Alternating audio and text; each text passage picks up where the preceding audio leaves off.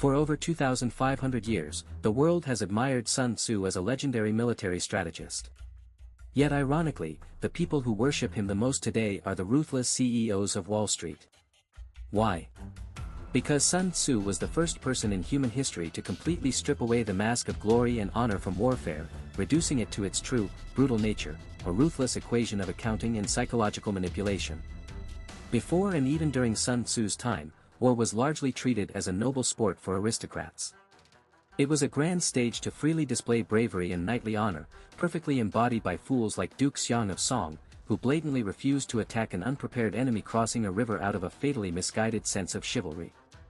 Sun Tzu took one look at this highly romanticized nonsense and threw a massive bucket of freezing ice water over the entire ruling class. He fundamentally redefined warfare with a chillingly pragmatic declaration: war is a matter of vital importance to the state, the province of life or death, the road to survival or ruin.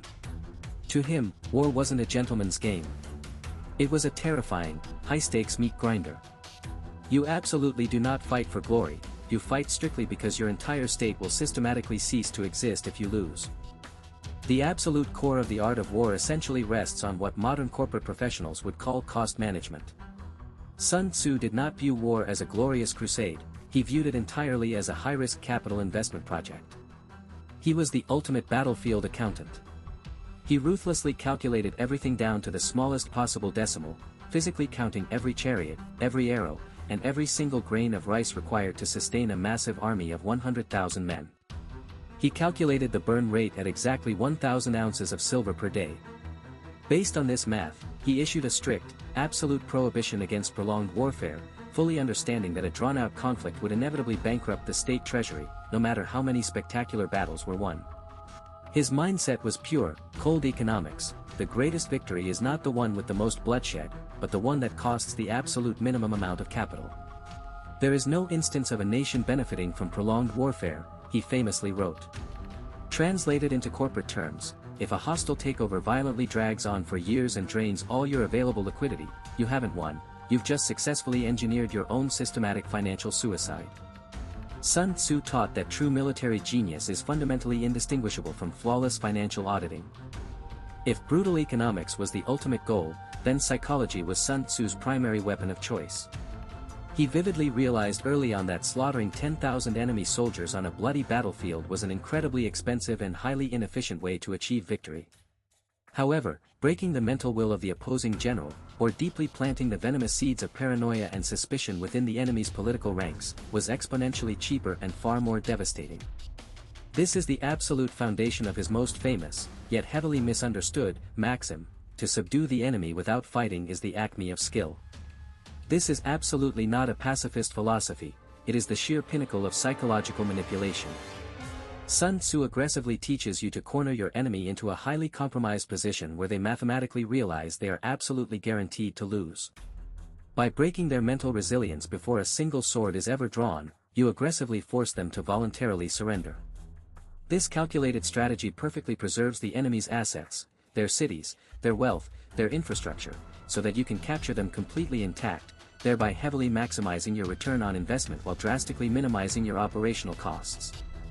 To successfully execute these highly complex equations of economics and psychology, Sun Tzu deliberately introduced the final, most critical variable into his grand algorithm: information asymmetry.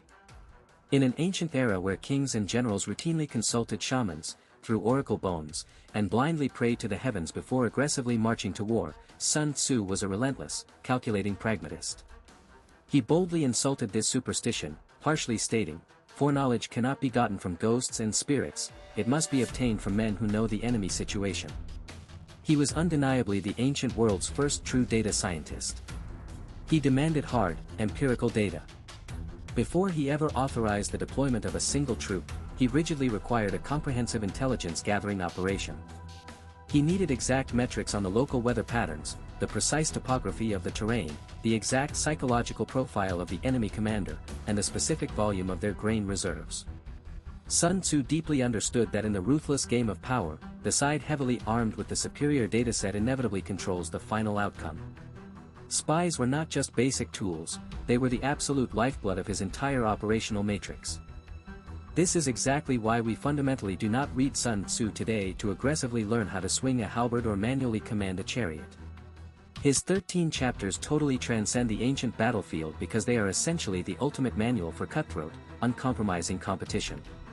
Elite CEOs of multinational conglomerates, highly aggressive Wall Street analysts, and calculating politicians treat the art of war as their personal sacred text.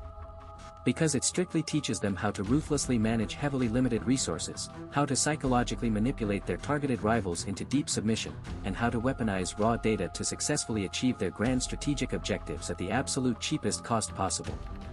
Sun Tzu violently stripped away the pathetic illusion of honor and fully replaced it with the cold, hard reality of corporate profit and survival.